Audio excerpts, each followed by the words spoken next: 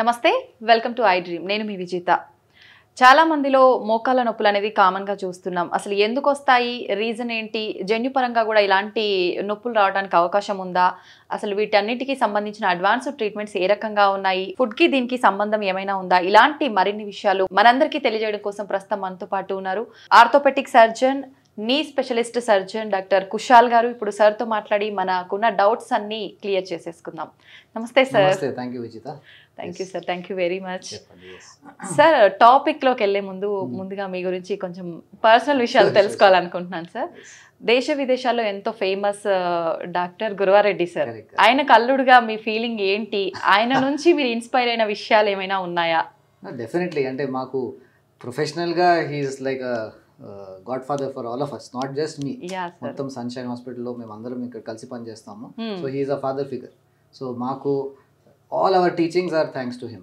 ఎందుకంటే the number of patients he has treated and the kind of work he has done in orthopedics అదంతా sir అంటే మేము అందరు boss అంటాం okay boss for me in the hospital at home also okay so he is the reason why we are all now where we are and definitely big inspiration for all sir boss అంటే కొంచెం వేరుంటది ఆ మాట తీరు ఏదైనా కొంచెం expect చేస్తాము అలా ఉంటారా కమాండింగ్ గా అట్లా సార్ అంటే రియల్ బాస్ నా wife but definitely boss in the hospital is sir okay sir మీ పర్సనల్ విషయానికి వస్తే మీది లవ్ మ్యారేజ్ అని విన్నాము మేడం కూడా లిటిల్ సోల్జర్స్ మూవీలో I'm very good girl song లో ఉన్నారు మీ ఫీలింగ్ ఏంటి సార్ ఒక అంటే ఆర్టిస్ట్ ని పెళ్లి చేసుకున్నారు కదా ఎలా ఉంది మీ ఫీలింగ్ అంటే ఆ టైంలో of course she was 3 years old so I had no clue నేను ఆ మూవీ కూడా చిన్నప్పుడు చూడలేదు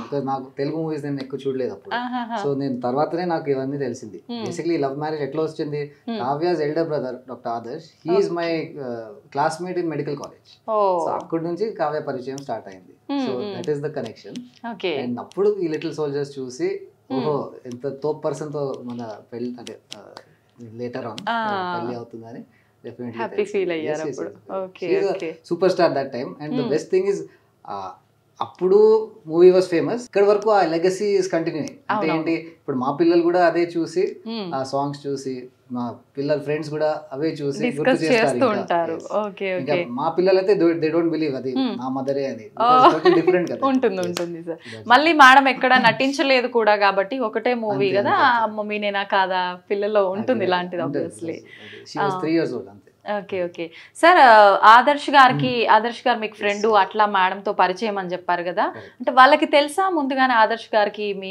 అంటే లవ్ గురించి మీరు చెప్పారా వాళ్ళకి తెలుసా అది పెద్ద స్టోరీ చిన్నగా సార్ షార్ట్ అండ్ స్వీట్ గా కాలేజ్ టైంలో అయితే నేను ఆదర్శ్ కాలేజ్ లో ఫ్రెండ్స్ బేసికల్లీ అప్పుడు she was still in school so not at that time college అయిన తర్వాత స్టార్ట్ అయింది సో మాకు అసోసియేషన్ స్టార్ట్ అయిన 4th డేకి ఆదర్శ్ కి చెప్పేసాం ఒక 10th డేకి మేడం కి కూడా చెప్పేసాం my mother in law first month లో సార్ కి కూడా చెప్పేసాం సో అంత వితౌట్ ఎనీ సీక్రెట్స్ అంత ఓపెన్ బుక్ లాగా స్టార్ట్ అయిపోయింది ఎప్పుడు సార్ అంటే మీకు లవ్ స్టార్ట్ అయినాక ఎంత టైం పట్టింది మ్యారేజ్ అవడానికి మ్యారేజ్ అవడానికి సో 2010 లో ఇంటరాక్షన్ స్టార్ట్ అయింది 2015 లో మ్యారేజ్ అయింది so 5 years okay sir madam కి సార్ కి ఒక 1 month లోనే చెప్పేసామని అన్నారు సినిమాల్లో మనకు లవ్ గురించి పేరెంట్స్ కి చెప్తే ఒక రకమైన హడావిడి ఆర్వాటం అయిందా sir but nothing major but it's time was very stressful first నా ఫ్రెండ్ కదా ఆదర్శ్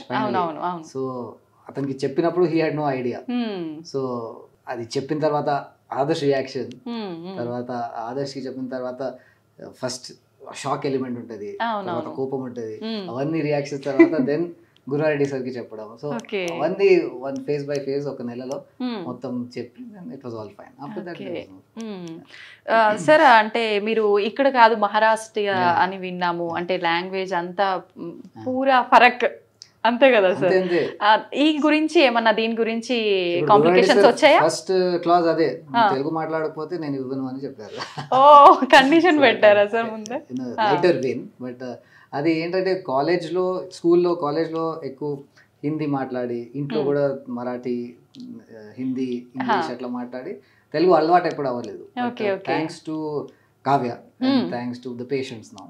పేషెంట్స్ తో ఎప్పుడు ఎక్కువ తెలుగునే మాట్లాడతాను. ఓకే, అంటే అప్పటికి now I am able to give a Telugu interview. అవును సార్. అప్పటికి మీకు అసలు తెలుగు రాదా సార్? మొత్తానికే కొంతవరకు కొంచెం స్కూల్లో ఒక I think 2-3 years second third fourth లో ఏదో చిన్నగా టీచింగ్ ఉండింది. ఫిఫ్త్ తర్వాత నేను సంస్కృత్ తీసుకున్నా. Sanskrit. So I had no Telugu exposure formally after that. Okay, just interactions తోనే వచ్చేసింది. మేడం హెల్ప్ చేశారు అయితే మీకు బాగా తెలుగు నేర్పించడంలో సార్? యాక్చువల్లీ మేడం తో నేను ఇంగ్లీషే మాట్లాడతాను. ఇంగ్లీషే మాట్లాడతారు. హెల్ప్, బట్ అది ఆ ఫ్యామిలీతో ఉండి అందరితో, మరి మా ఇంట్లో మేము ఎప్పుడు తెలుగు ట్రై చేస్తాం. ఓకే ఓకే, నాకు కూడా అట్లనే ఇంప్రూవ్ అయింది పేషెన్స్. ఓకే, కావ్య గారికి మరాఠీ వచ్చా సార్? నేర్పించేశారా మేడంకి? అన్ఫార్చునేట్లీ వచ్చు. అనుకున్నాం స్టార్టింగ్ లో ఇది సీక్రెట్ పెడితే మనం అంటే వీ కెన్ డూ సమ్ మజా, but quickly she learned Marathi. So ఇప్పుడు ఏం సీక్రెట్ లాంగ్వేజ్ లేదు. పిల్లలు కూడా ఇప్పుడు మరాఠీ, హిందీ, తెలుగు అన్ని వచ్చాయి పిల్లలకి కూడా. మీరు రివీల్ చేసినప్పుడు మీరు అనుకున్నంత మజా కనిపించిందా సార్ నిజంగా మేడం విషయంలో?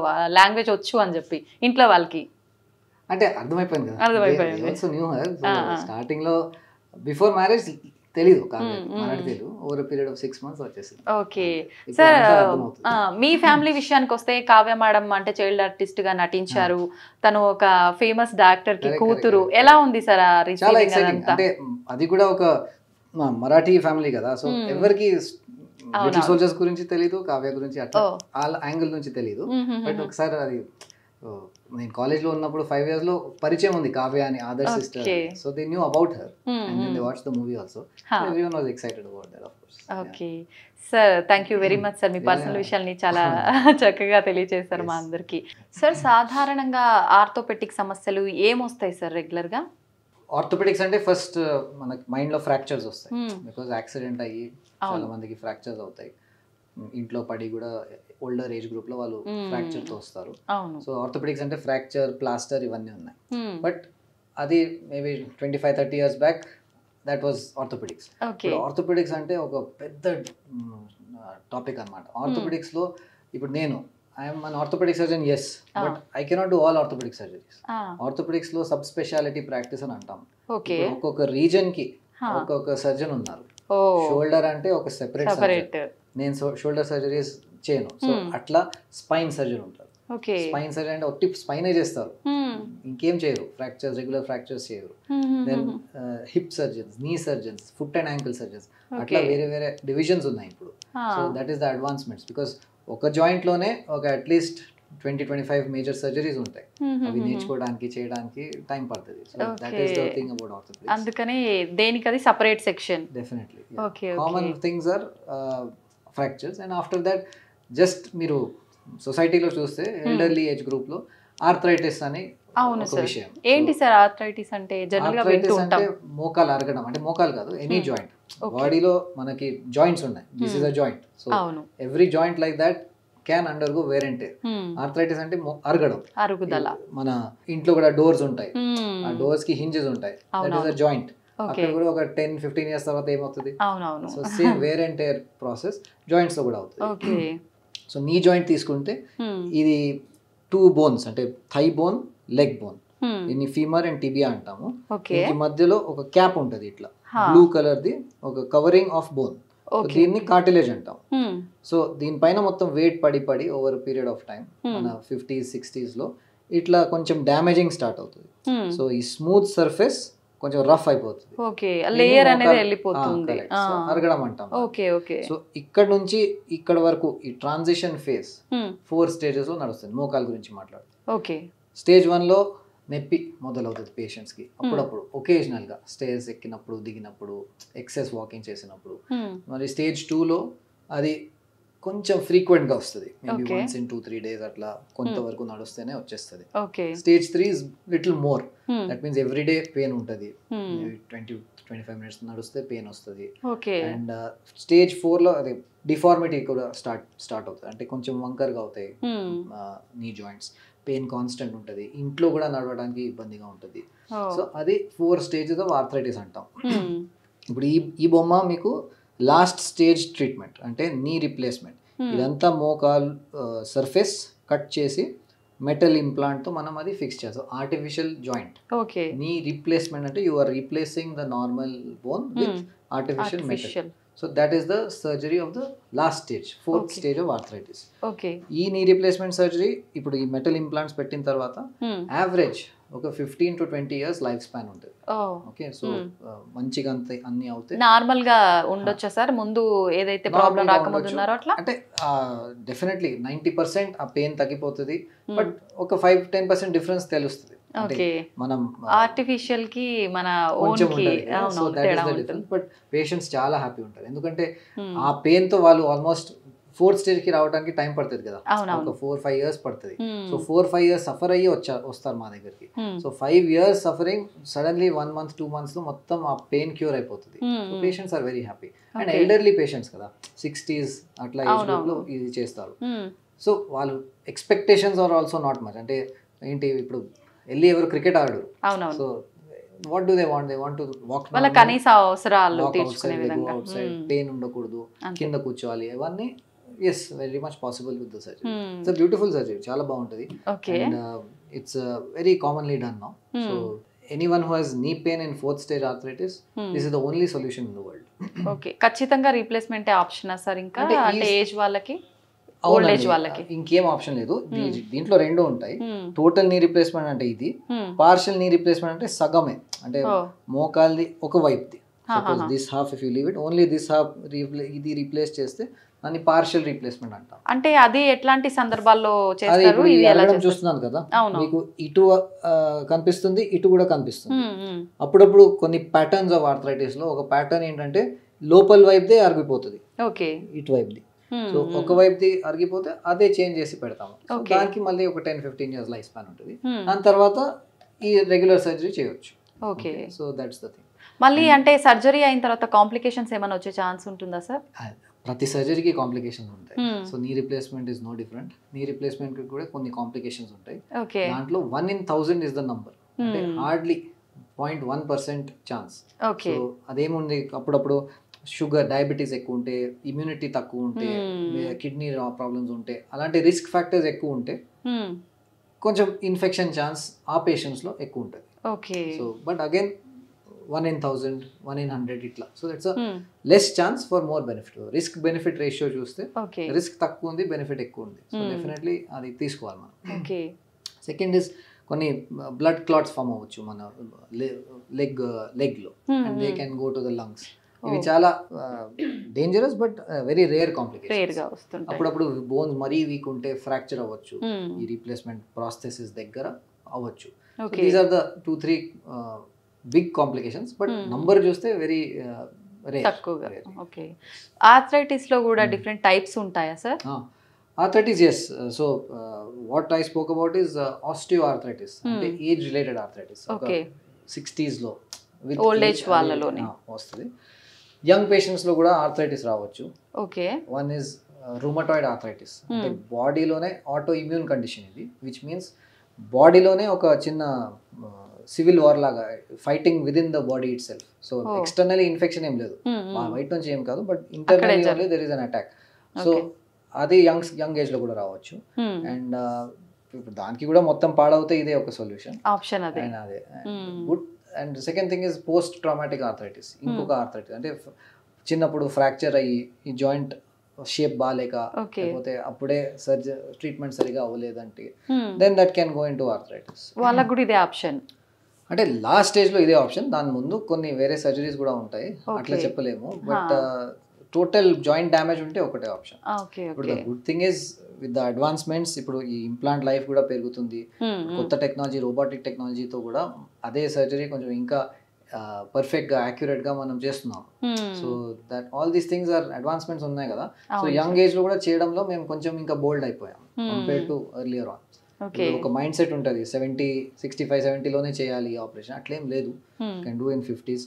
70 ఏజ్ పాడైపోతే మళ్ళీ దీన్నే మనం తీసి వేరే కొంచెం పెద్దగా ఇంప్లాంట్ పెట్టి రివిజన్ నీ రీప్లేస్మెంట్ అంటాము. ఆ రివిజన్ నీ రీప్లేస్మెంట్ సర్జరీ కూడా చేయొచ్చు.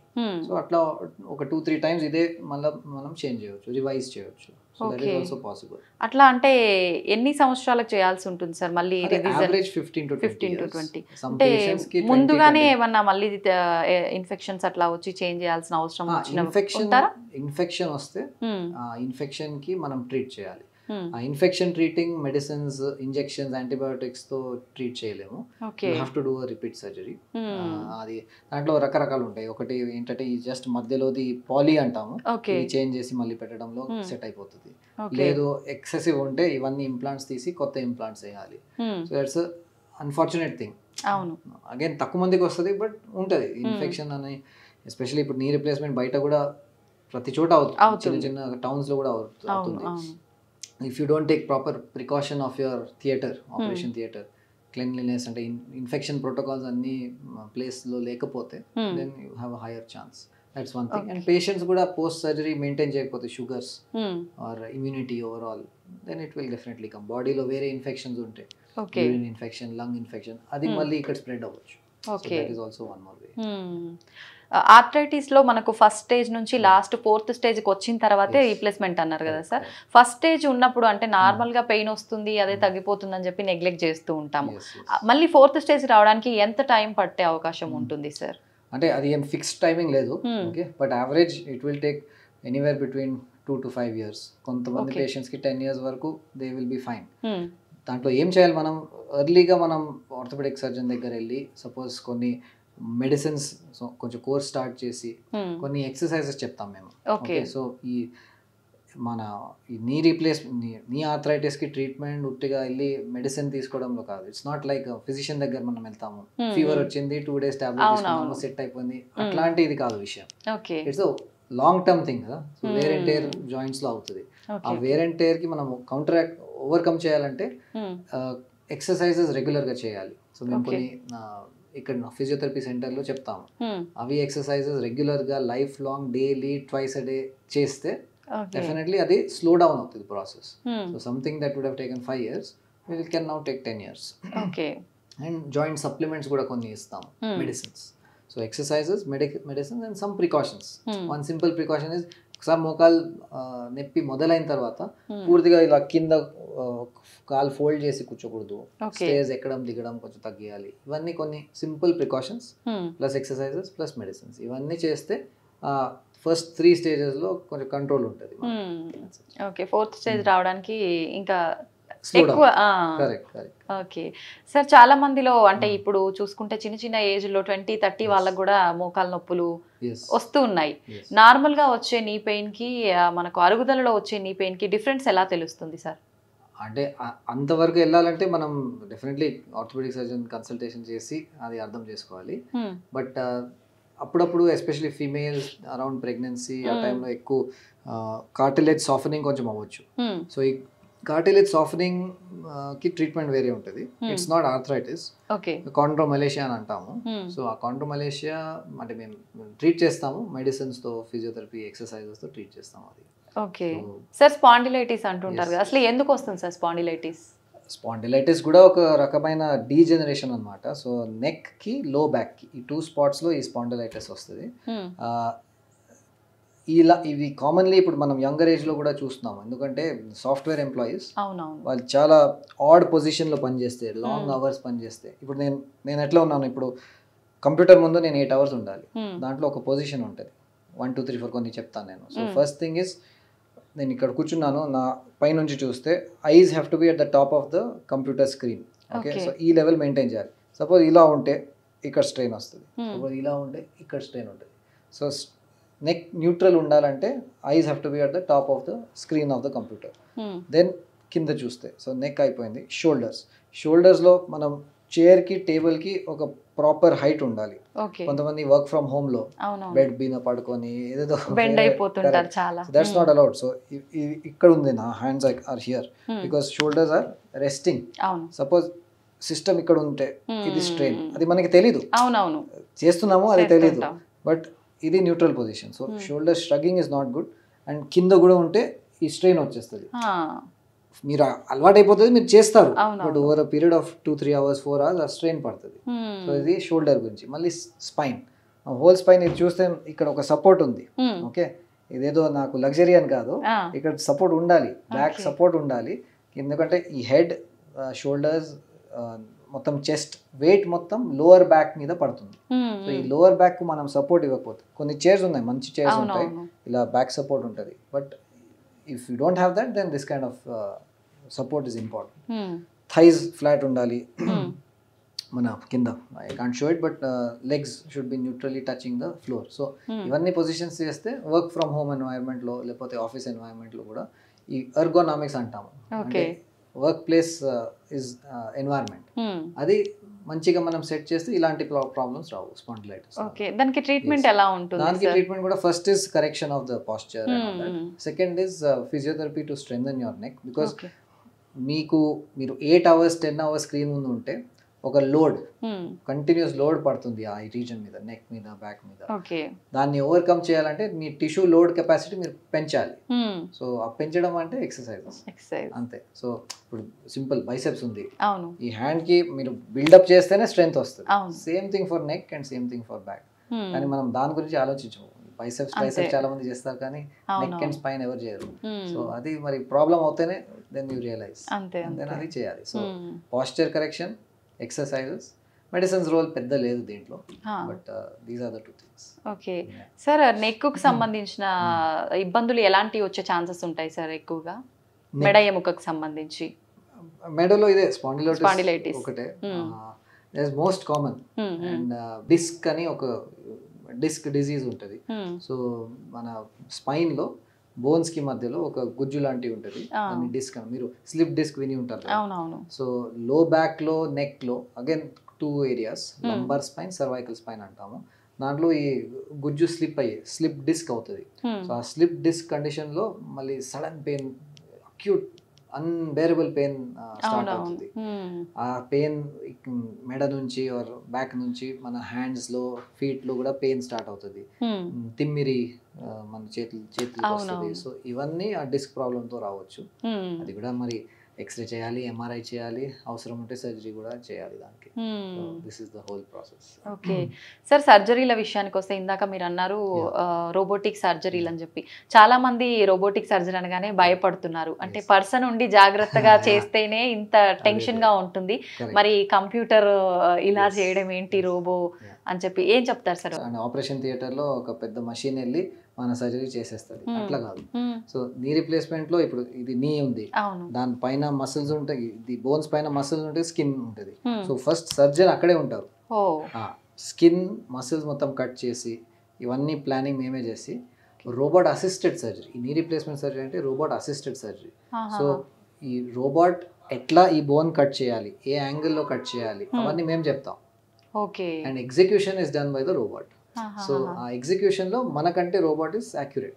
So that's the only difference. So మనం పక్కకి కూర్చొని పక్క రూమ్ లో చాయ్ తాగుతూ రోబోట్ ఇక్కడ సర్జరీ చేస్తుంది, అట్లా కాదు. ఇది it is robot assisted surgery.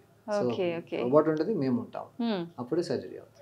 ఎలా ఉంది సార్ అంటే రోబోటిక్ సర్జరీ సక్సెస్ రేట్ ఏ విధంగా ఉంది? Absolutely successful. ఇప్పుడు లాస్ట్ 15-16 నుంచి knee replacement, total knee replacement లో ఈ సర్జరీ ఉంది. అండ్ మన దగ్గర కూడా ఆల్మోస్ట్ ఇప్పుడు 6,000 సర్జరీస్ చేసాం సన్షైన్ లోనే. సో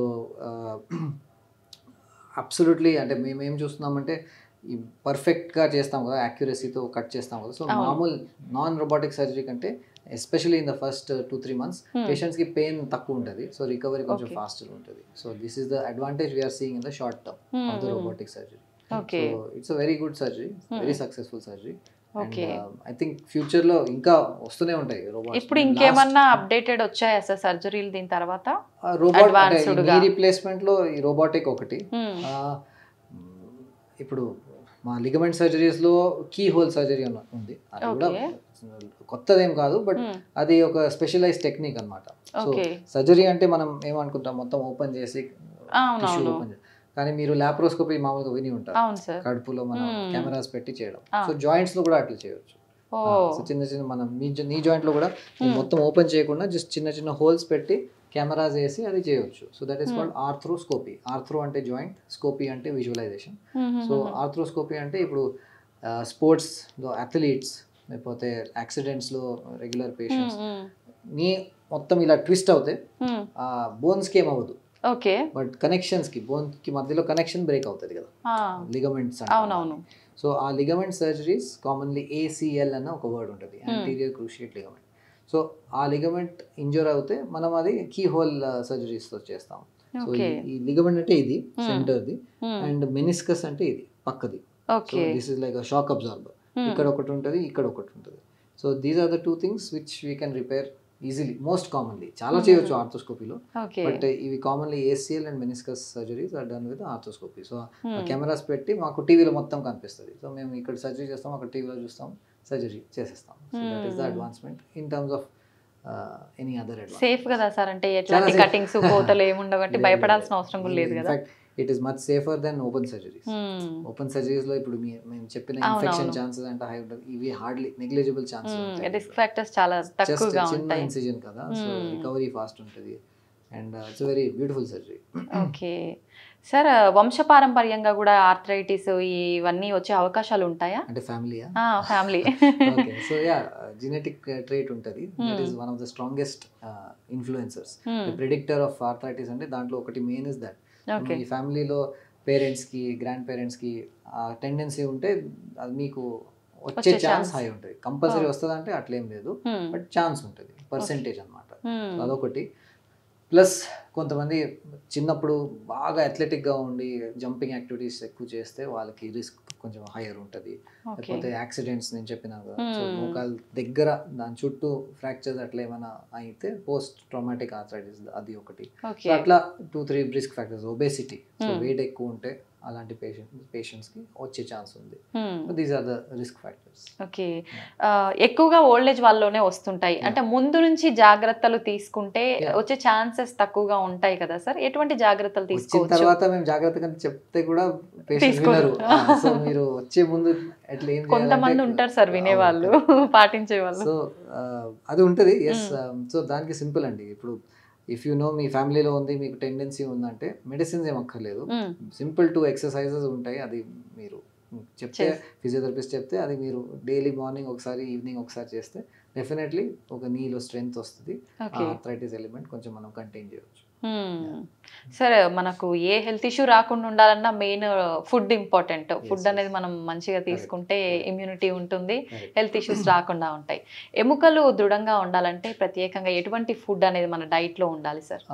మన బోన్స్ కి మెయిన్, మీకు తెలుసు, అందరికీ తెలుసు, కాల్షియం అని ఒక మెయిన్ ఎలిమెంట్. దాంట్లో కాల్షియం మనం టీవీలో యాడ్స్ చూస్తాము, బోన్స్ కి స్ట్రెంగ్త్ అంటే కాల్షియం.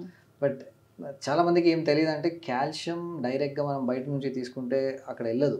అంటే ఫుడ్ నుంచి బోన్ లో వెళ్ళాలంటే ఫుడ్ మంచి ఇంటెస్టైన్ నుంచి బ్లడ్ లో వెళ్ళాలి, బ్లడ్ నుంచి బోన్ లో వెళ్ళాలి. సో ఈ జర్నీ చేయాలంటే కాల్షియం కి ఒక ఫ్రెండ్ ఉండాలి. ఆ ఫ్రెండ్ పేరు విటమిన్ డి. సో ఈ విటమిన్ డి అందుకనే మనకి ఇంపార్టెంట్. ఇప్పుడు ఏమవుతుంది, vitamin D best source sunlight. అవును. ఎంతమంది సన్లైట్ లో ఉంటారు? అసలు పొద్దున వెళ్ళిపోతారు ఆఫీస్ కి, డైరెక్ట్ ఈవినింగ్ దాకా వస్తారు. So that is the problem. So vitamin D exposure మీకు డైలీ ఎర్లీ మార్నింగ్ 7 to 9 మధ్యలో ఒక అట్లీస్ట్ 40 minutes కొంచెం ఎక్స్పోజర్ ఉంటే ఆ విటమిన్ డితో కాల్షియం అబ్జార్బ్ అయ్యి బోన్ లోకి వెళ్తుంది. ఇఫ్ నాట్ ఫర్ దట్ మరి ఫుడ్ లో రావాలి. నాలాంటి వెజిటేరియన్ అయితే వర్స్ట్ సోర్స్, అస్సలు ఏమీ ఉండదు. సో విటమిన్ డి బాగా అస్సలు ఉండదు. సో నా లెవెల్ చూసుకుంటే ఐఎమ్ ప్రిటీ షూర్ ఇది లో ఉంటుంది. సో అట్లా ఇండియన్ పాపులేషన్ లో కూడా ఒక లో విటమిన్ డి టెండెన్సీ ఉంది. సో మన bone strength actually weaker. So అప్పుడే మనం కొంచెం హై డయట్లో కొంచెం కాన్షియస్గా యాడ్ చేస్తేనే వస్తుంది అది. సో నాన్ వెజ్ ఫుడ్స్లో ఉంటుంది, fish especially which is very high source of vitamin D. Then వెజ్లో చూస్తే మీకు milk products like yoghurt, paneer, then eggs, ఇవి కొంచెం హై సోర్సెస్. బట్ కానీ ఇప్పుడు అన్ని మనకు పాలు ఇవి కూడా అన్ని కల్తీ అయిపోయినాయి అని అంటున్నారు కదా సార్. బట్ స్టిల్ అట్లీస్ట్ మీరు ఒకసారి you need to get a proper diet chart. దాంట్లో కాల్షియం, విటమిన్ డి, మళ్ళీ B12 అని ఇంకొకటి, ఇది కూడా B12 రిచ్ ఫుడ్స్ కూడా ఉంటాయి, అవి కూడా తీసుకోవాలి. And if it is very low, మీరు రెగ్యులర్ ఫుడ్స్తో అది రాదు. So that's why you need to take medicines. So vitamin D, high dose vitamin D tablets కొన్ని ఉంటాయి. సో కొంతమందికి డైలీ ఇస్తాము, కొంతమందికి వీక్లీ ఇస్తాము. So that is the thing. So that's the worst case. That వాల్యూకి మనం కరెక్షన్ చేయడానికి medicines. Sir ladies విషయానికి వస్తే ఇంట్లో రకరకాల పనులు చేస్తుంటారు, ఒక రకంగా అది ఎక్సర్సైజ్ అని చెప్పాలో హార్డ్ వర్క్ అని చెప్పాలో కూడా తెలియదు. ఇలాంటి వాళ్ళకు కూడా ఎక్కువగా ఆర్థోపెటిక్ సమస్యలు వస్తూ ఉంటాయి కదా, అలాంటివి రాకుండా ఉండాలంటే ఏం చేయాలి సార్? మేల్స్కి చెప్పండి, టిప్స్ అన్ని పనులు హస్బెండ్స్కి చెప్పండి. ఓకే. బట్ కాదు అంటే కొన్ని హార్డ్ వర్క్తో రిపీటెడ్ యాక్టివిటీస్తో ఎస్పెషలీ సపోజ్ బట్టలతో పని స్క్వీజింగ్ యాక్టివిటీ ఉంటే ఇక్కడ రిస్ట్లో పెయిన్స్ రావచ్చు, ఎల్బోస్లో పెయిన్ రావచ్చు, సివియర్ బెండింగ్ యాక్టివిటీతో బ్యాక్లో పెయిన్స్ రావచ్చు. సో అట్లా బ్రాడ్గా చెప్పడం కష్టం, బట్ అది ఉంటే తొందరగా దాన్ని ఐడెంటిఫై చేసి మీరు ట్రీట్మెంట్ తీసుకోవాలి. ఓకే సార్, అంటే ఎక్సర్సైజ్, వాకింగ్, జాగింగ్ ఇలాంటివి చేస్తే మంచిది అని కొంతమంది చెప్తున్నారు. వాటి వల్ల మోకాళ్ళ పైన ఎఫెక్ట్ పడి మళ్ళీ అది వాకింగ్ ఎంతైనా చేయొచ్చు, మోకాలకి ఏం బ్యాడ్ ఎఫెక్ట్ ఉండదు. రన్నింగ్, జాగింగ్ ఎలాగో ఆ ఏజ్ లో తక్కువ మంది చేస్తారు, 60s తర్వాత ఎక్కువ మంది చేయరు. బట్ యంగ్ ఏజ్ లో మేము ఏమీ రెస్ట్రిక్షన్స్ పెట్టాము, ఎవరికి పెట్టకూడదు. Want to be fit 20s, 30s, 40s, 50s ఈ ఏజ్ లో you don't want any restrictions on your life. So అది జాగింగ్ చేయకండి ఫ్యూచర్లో ఆర్థరైటిస్ వస్తుందంటే ఒప్పుకోరు ఎవరు, సో అది చెప్పకూడదు కూడా. So you can do everything, but once the knee pain starts, walking is not a problem. But squatting, ఇప్పుడు వజ్రాసన, పద్మాసన, యోగాసనాల్లో, లేకపోతే Indian toilet position, stair climbing, ఇవన్నీ కొన్ని ఉంటాయి, 3-4 things which should not be done. Okay sir, నిజంగా చాలా మంచి information ఇచ్చారు సార్. Thank you sir, thank you very much. Thank you so much.